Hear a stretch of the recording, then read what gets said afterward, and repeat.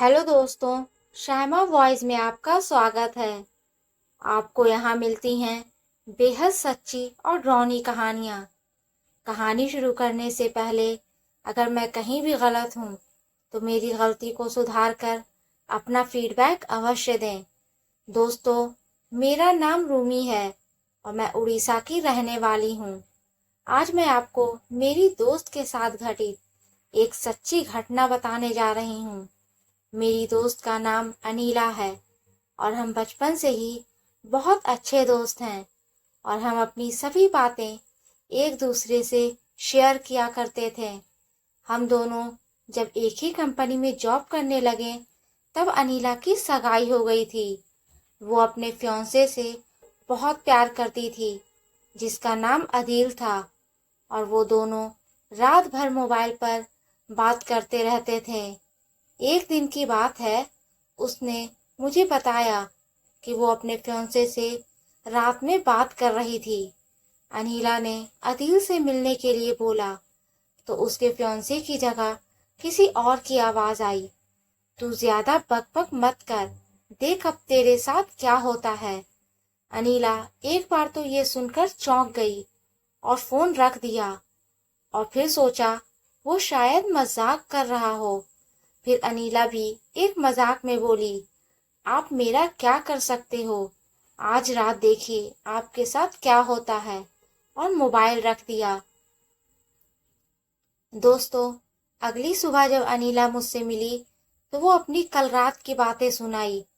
उसने मुझे रात को फोन वाली बात बताई और उस रात उसके साथ जो हुआ वो उसने मुझे बताया। उसने बताया कि रात के करीब 1-2 बजे अचानक उसकी नींद खुल गई और उसके सामने एक काला लंबा दाढ़ी वाला आदमी आ गया। वो बोला, ले आ गया, अब देख तेरे साथ क्या होता है। उसने अनीला का गला पकड़कर उसकी सांसें रोक दी। अनीला ने उसी समय अल्लाह का नाम लेते हुए नमाज पढ़ना शुरू कर दिया और वो उसके सामने से गायब हो गया। मुझे उसकी बात सुनकर बड़ा आश्चर्य हुआ कि ऐसा कैसे हो सकता है। उसके अगले दिन अनीला ने फिर अपने फियांसे से मोबाइल पर बात की और बोला, कल रात तुम मुझे क्या अनाप शनाप बोल रहे थे। उनके फियांसे ने कहा कि ऐसा कैसे हो सकता है, लेकिन कल तो मैंने तुम्हें फोन किया ही नहीं। ये दंग रह गई। अनीला के तो रोंगटे खड़े हो गए और उसने तुरंत फोन काट दिया।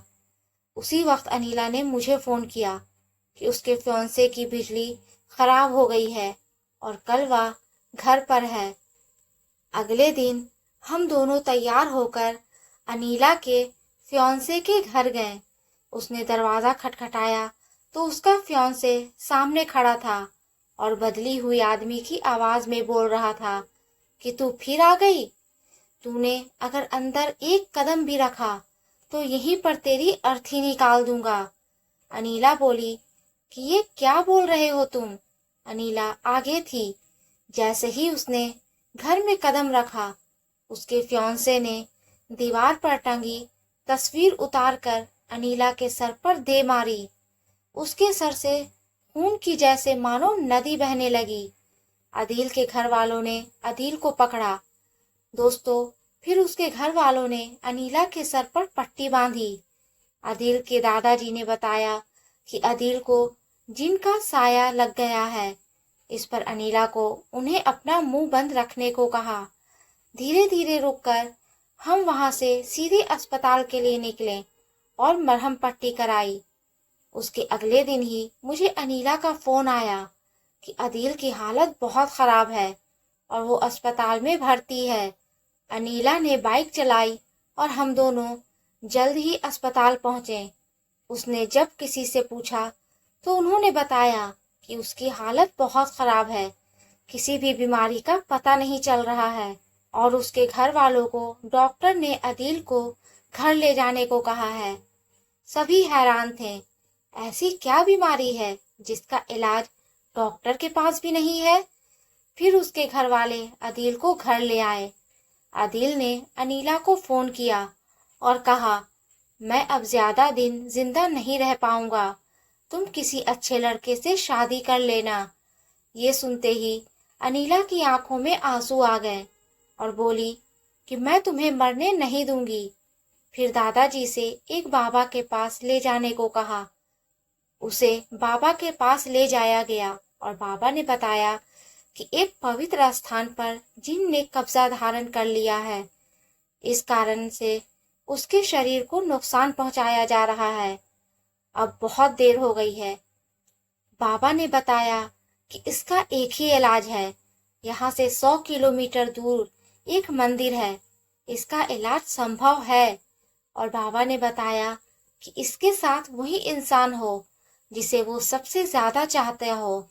अनीला ने कहा कि मैं चली जाऊंगी, मैं बाइक भी चला लेती हूँ।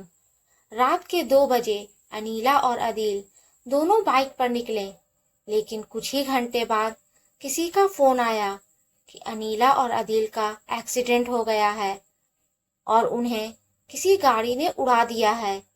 यह सुनकर मेरा रो रो कर बुरा हाल हो गया। मेरी सबसे करीबी दोस्त अब इस दुनिया में नहीं रही। आपको क्या लगता है, क्या जिन ने इन लोगों की जान ली? हमें कमेंट बॉक्स में ज़रूर बताएं। दोस्तों, अगर ये स्टोरी आपको पसंद आई तो लाइक करें, मेरे चैनल पर नए हैं तो सब्सक्राइब करें।